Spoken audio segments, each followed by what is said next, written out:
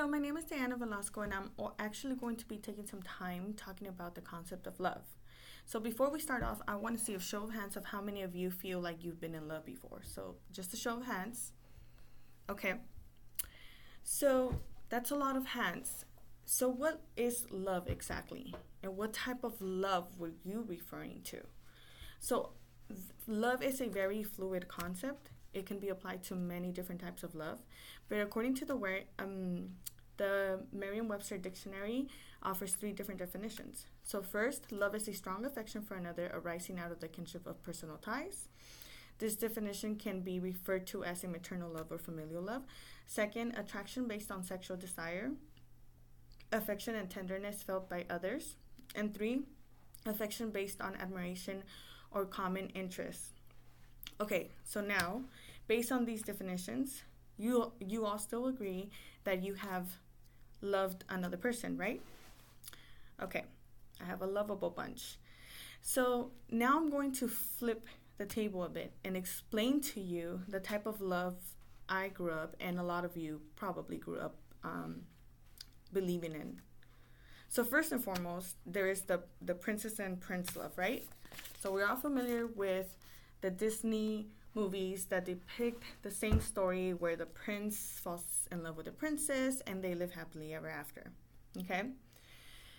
Another one that a lot of people might be familiar with is Allie and Noah's love, right?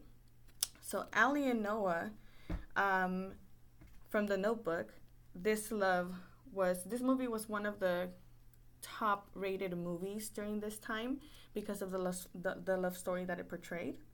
Okay, if you're not familiar with that picture, I'm sure you'll recognize this one. Okay, so the third love it was my mom and dad's love.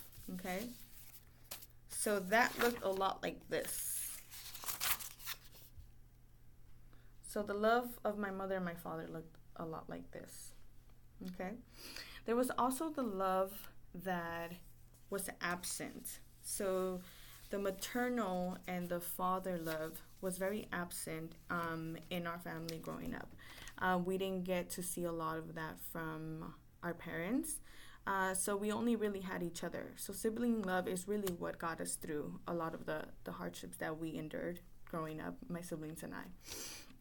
So all of these pictures I've shown you demonstrate a certain type of love, right?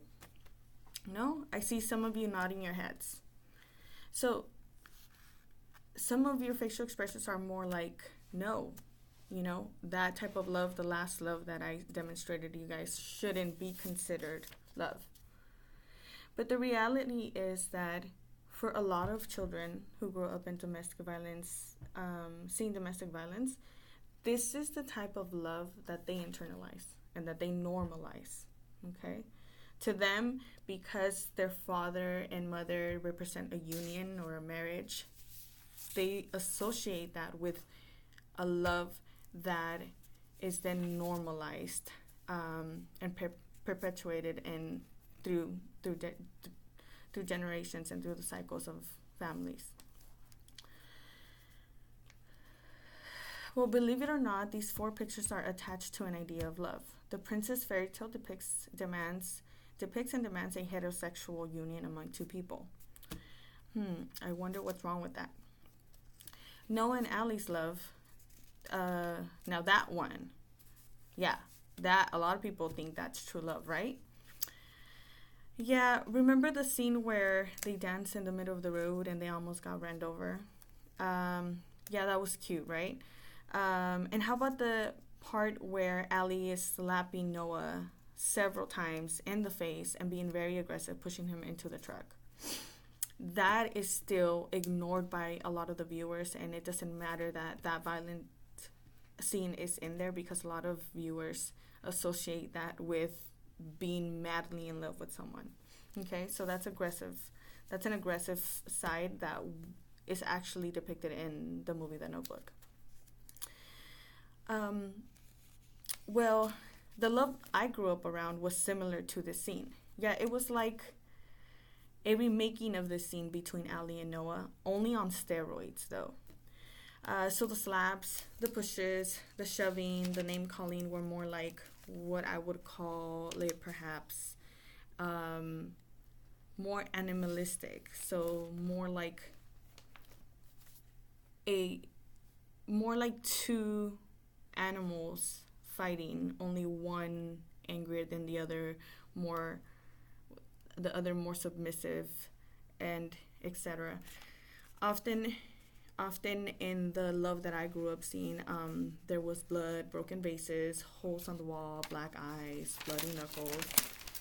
Now this is where I noticed some of the nods earlier when I demonstrated this picture, and a lot of you were nodding your heads like, no, that's not love. But this is a reality. It was my reality. And it's the reality of many. In fact, Bell Hook in All About Love mentions, she has a very interesting quote. And in her quote, she talks about this violence attached to love. So, first of all, she argues that love and abuse cannot coexist. She argues that abuse and neglect are, by definition, the opposites of nurturance and care. Often we hear of a man who beats his children and wife and then goes to the corner bar and passionately proclaims how much he loves them. If you talk to the wife on a good day, she may also insist he loves her despite his violence. An overwhelming majority of us come from dysfunctional families in which we were taught we were not okay, where we were shamed, verbally or physically abused, and emotionally neglected, even as we're also taught to believe that we were loved. For most folks, it is just too threatening to embrace a definition of love that would no longer enable us to see love as present in our families. Too many of us need to cling to a notion of love that either makes abuse acceptable or at least makes it seem that whatever happened was not that bad. So when I first read this quote by Bell Hooks, it really resonated with me. I've read a lot of theory and a lot of novels, and nowhere had I ever seen a depiction of my life in the work of another author. So for her to put it in the forefront was just very overwhelming for me to actually engage with, but also comforting in the sense that I knew it wasn't just happening to me. So this violence is then silenced, like she mentioned. A lot of the time, families grow up feeling ashamed of how things happen behind closed doors. So then a lot of the times we grow up like, you don't see anything, you didn't see anything, you don't hear anything. And we would have to move on as if it were normal. That's the thing, though. There were 6 children in our family when it seemed this love that my parents would display, and I would be lying if I said we turned out fine. Yeah, maybe on a physical level we look okay, but on a mental and emotional level, well, that's another story. However, I have to admit that my siblings and I loved and supported each other. I'm not sure where we learned this. Maybe it was instinctual, seeing the fear, the tears, and the feelings from all 6 of us was enough to create an amazing bond between us and really get us through the hard times. So some of us, though, like me, went on in pursuing a love like Noah and Allie's love, not realizing that I would automatically accept the one on steroids. Repeating the cycle due to the normalization and the internalization that was wired in my brain from seeing my mother and father constantly display this type of love, this type of violence that they would call love. Sarah Ahmed, in her book Living a Feminist Life, touches on chapter 6 titled The Feminist Snap. She argues that when a bond with another person is violent, it is not that simple to leave that situation. She says you might be isolated, you might be materially dependent, you might be made to think you are below that person, have your life so interwoven with that person that it is hard to imagine what your life would be if that person was no longer around. I have to admit, I fell in this trap, and I was in this trap for about 9.5 years. And the reason why I left is because I suddenly snapped. And Ahmed, in the same chapter, explains the snap. When she can't take it anymore, when she just can't take it anymore, speaking sharply, speaking with irritation, maybe we can hear her irritation, a voice that rises, a voice that sharpens, a voice can lose its smoothness, becoming rougher, more brittle. When her irritation speaks volumes, we might be distracted from what's irritating. So I definitely snapped. My snap, however, was more, I believe, what Ahmed describes as a snap, perhaps on the situation, on my partner, but more so on myself. This snap created within a desire to want to seek an actual life, because the life that I was living didn't feel like living. It was more of a feeling of being stuck somewhere that I felt like I didn't belong. I felt that it wasn't me. It was just someone that was being constrained by another person.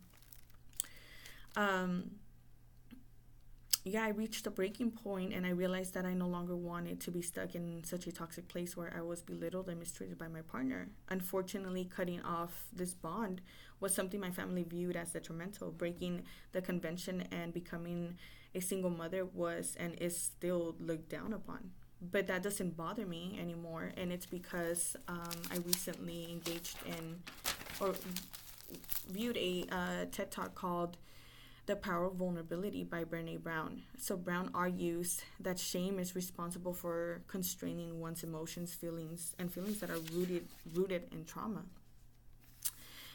She insists that we allow ourselves to be vulnerable in order to relieve the pressure that's been within us for such a long time. And she talks about how shame and fear are responsible for creating excruciating vulnerability. And I talked about shame earlier on in my presentation, and I know that it's something that, at least in my family, and I feel like maybe a lot of families that experience similar situations, shame is very rooted in the reason why people do not leave toxic environments. But thanks to this TED Talk, I learned that it's okay to be vulnerable. It's okay to talk about these topics, and sometimes it may be really difficult to talk about these topics. But if we don't allow ourselves to be vulnerable and to be open about the things that are deeply rooted in ideas and concepts that will eventually manifest themselves, in a good or in a bad way, such as the ideology on love, then we will always continue to replay that cycle. So I learned that it was okay for me vulnerable, and although it scared me at first, I realized that there are steps you can take to achieve full and unfiltered self-expression.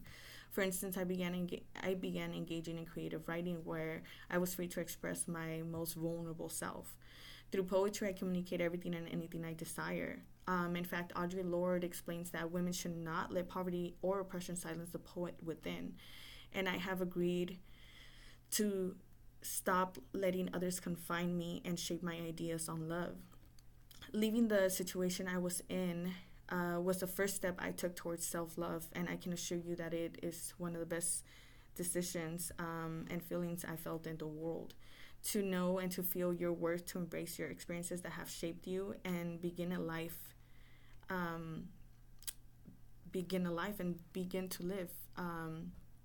So I would end this presentation and with the idea that there may be so many forms of love that we try to accomplish. So romantic love, maternal love, familial love, friendship love. But I truly believe that in order for one to be able to love another, you have to learn how to self-love. You have to learn about self-love. So you have to know your self-worth and engage in everything that makes you happy as a person in order to be able to demonstrate that you can fully love yourself, and this self-love will only allow you to build fruitful love interests and love relationships with others. Thank you.